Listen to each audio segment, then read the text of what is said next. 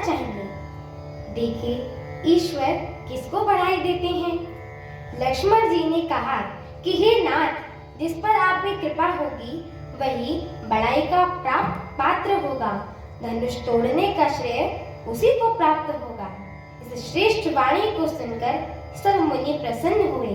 सभी ने सुख मानकर आशीर्वाद दिया। फिर मुनियों के समूह सहित कृपालु श्री रामचंद्र जी धनुष यज्ञशाला देखने चले गए।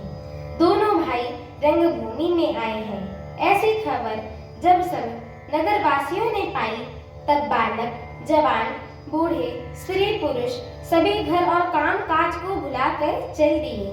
जब जनक जी ने देखा कि बड़ी भीड़ हो गई है, तब उन्होंने सब विश्वास पात्र सेवकों को बुलावा भेजा और कहा, तुम लोग तुरंत सब लोगों के पास जाओ और उन सब किसी को यथा योग्य आसन दो। उन सेवकों ने कोमल और नम्र वचन कहकर उत्तम, मध्यम, नीच और लघु सभी श्रेणी के स्त्री पुरुषों को अपने अपने योग्य स्थान पर बैठा दिया। उसी समय राजकुमार श्री राम एवं श्री लक्ष्मण वहां आए। वे ऐसे सुंदर हैं, मानिए साक्षात मनोहरता ही उनके शरीरों पर छा गई हो।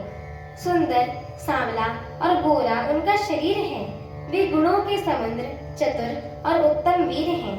वे राजाओं के समाज में ऐसे सुशोभित हो रहे हैं कि मानिए तारागणों के बीच में दो पूर्ण चंद्रमा हो। जिनकी जैसी भावना थी, प्रभु की मूर्ति उनको वैसी ही दिखी। महान रणधीर राजा लोग श्री रामचंद्र जी को रूप में देख रहे हैं कि मानिए स्वयं वीर रस शरीर धारण किए हुए हों। कुटिल राजा प्रभु को देखकर डर गए कि मानिए बड़ी ही भयानक मूर्ति हो। छल से जो राक्षस वहां राजाओं के बीच में बैठे हुए थे, उन्होंने प्रभु को प्रत्यक्ष काल के सामने देखा। नगर निवासियों ने दोनों भाइयों को मनुष्य के भूषण रूप और नेत्रों को सुख देने वाला देखा। स्त्रियां हृदय में हर्षित होकर अपनी अपनी रुचि के अनुसार उन्हें देख रही हैं कि मानिए श्रृंगार रस ही परम अनुपम मूर्ति धारण किए सुशोभित हो रहा है।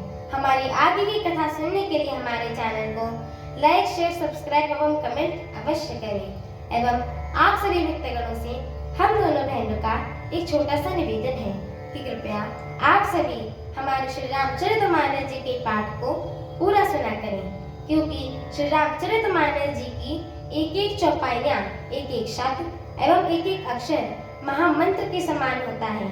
एवं जो भी नर नारी मनुष्य इन्हें सुनते हैं, गाते हैं, कहते हैं, उनके जन्म जन्मांतर के सारे पाप नष्ट हो जाते हैं।